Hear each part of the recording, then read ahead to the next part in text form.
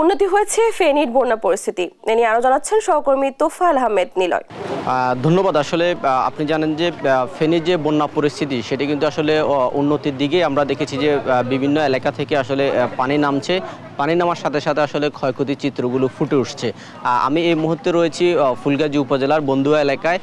এখানে দেখতে পাচ্ছেন যে বাংলাদেশ সেনাবাহিনীর পক্ষ থেকে আসলে যে সকল বানবাসীর মানুষরা ছিল তাদের জন্য যে বিভিন্ন ধরনের সহায়তা, আসলে খাদ্য সহায়তা, বস্ত্রের সহায়তা সহ বিশুদ্ধ পানি সরবরাহ সহ বেশ কিছু সহায়তা তারা আসলে এইসব ঘাট থেকে আসলে তারা বিভিন্ন জায়গায় মানুষদের আসলে উদ্ধার সহ বিভিন্ন কার্যক্রম এখান থেকে পরিচালনা করেছে। আমরা দেখেছি যে আসলে এখানকার যে বানবাসী মানুষ যারা ছিল তারা আসলে আশ্রম প্রকল্পগুলোতে আশ্রয় নিয়েছে। সেই আশ্রম প্রকল্প থেকে এখন তারা তাদের যে বাড়ি সেটিতে ফিরতে শুরু করেছে। এছাড়া আমরা দেখছি বন্যা কবলিত রিমোট এরিয়া যেগুলো রয়েছে একবারে প্রত্যন্ত অঞ্চল, সেগুলোতে আসলে এখনও ঔষধ এবং বিশুদ্ধ পানির সংকট রয়েছে। সেই সব সংকট কাটাতে আসলে সেনাবাহিনীর সদস্যরা আসলে পরিশ্রম করে যাচ্ছে দিনরাত।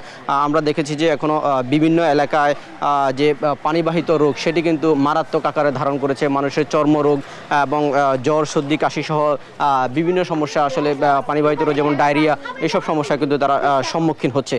এছাড়াও আমরা দেখেছি যে বন্যার যে পরিস্থিতি সেটিতে আসলে মানুষের ঘর বাড়ি এবং দোতলা পর্যন্ত পানি উঠায় আসলে গবাদি পশু এবং কি হাঁস মুরগি সহ বেশ কিছু ক্ষয়ক্ষতি হয়েছে। তবে এটির যে পরিপূর্ণ ক্ষতির সেটি এখনো পর্যন্ত আমরা তালিকা পাইনি, তবে আমরা এখানকার মানুষের অভিযোগ সেটি শুনেছি।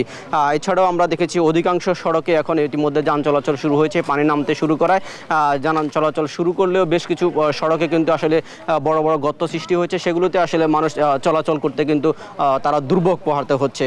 আমরা দেখেছি যে তবে এই সকল এলাকায় আসলে যারা বেশি ক্ষতিগ্রস্ত হয়েছে তার মধ্যে আসলে সবচেয়ে বেশি ক্ষতিগ্রস্ত হয়েছে ক্ষুদ্র এবং মাঝারি যে সকল ব্যবসা প্রতিষ্ঠানগুলো রয়েছে, সেগুলো আসলে সবচেয়ে বেশি ক্ষতিগ্রস্ত হয়েছে। তারা আসলে যে তাদের যে স্বল্প পুঁজি ছিল সেটি কিন্তু এই বন্যার কারণে কিন্তু হারিয়ে ফেলে এখন তারা দিশেহারা হয়ে এক প্রান্ত থেকে অন্য প্রান্তে আসলে ছুটাছুটি করছে।